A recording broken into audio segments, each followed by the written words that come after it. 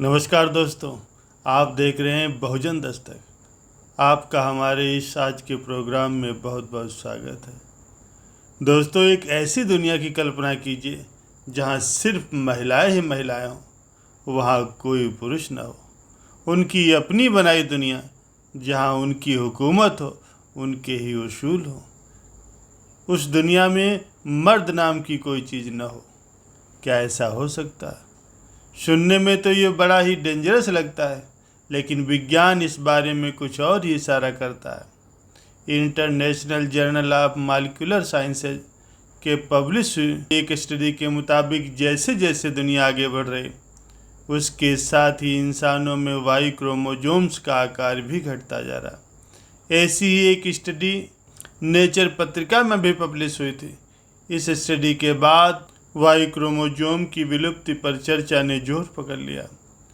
दोस्तों, दरअसल इंसानों में कोई पुरुष बनेगा या महिला, इसका निर्धारण क्रोमोजोम्स ही करते हैं। अगर दो क्रोमोजोम्स यक्स हैं तो उसका जेंडर फीमेल होगा। अगर क्रोमोजोम्स यक्स और वाई हैं तो जेंडर मेल होगा। कुल मिलाकर क्रोमोजोम्स ही जेंडर निर्धारण के लिए जिम्मेदार होते हैं।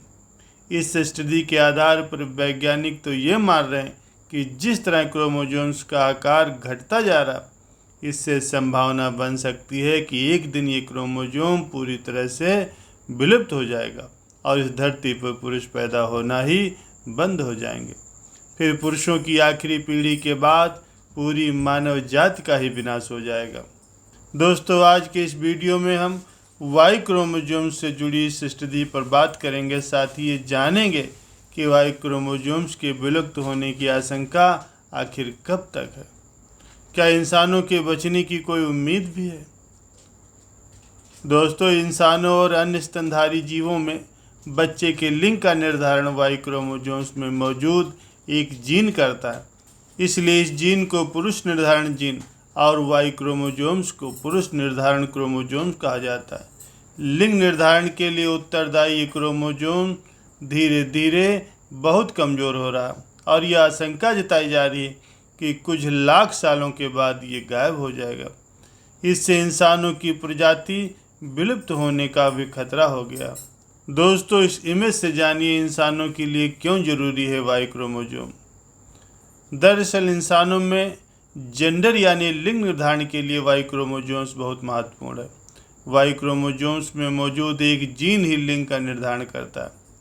समय के साथ साथ वाई क्रोमोजोम्स धीरे धीरे कमज़ोर होता जा रहा है।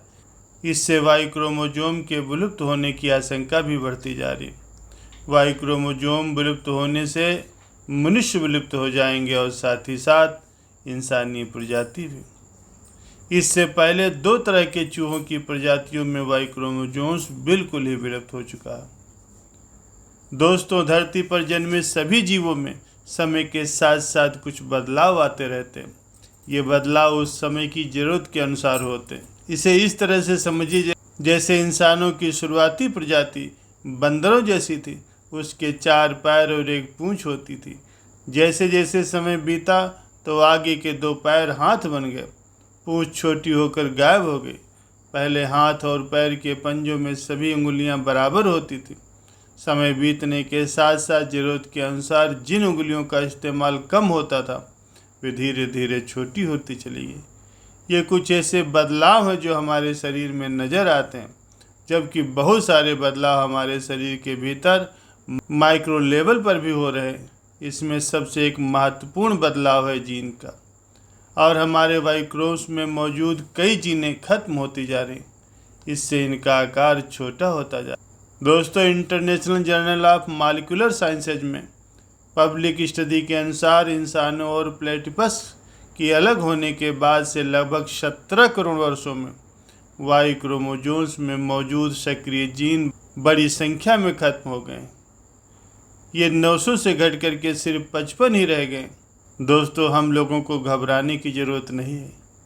जिस रफ्तार से ये खत्म हो रहे हैं, यही सिलसिला अगर जारी रहा तो 1 करोड़ साल लग जाएंगे।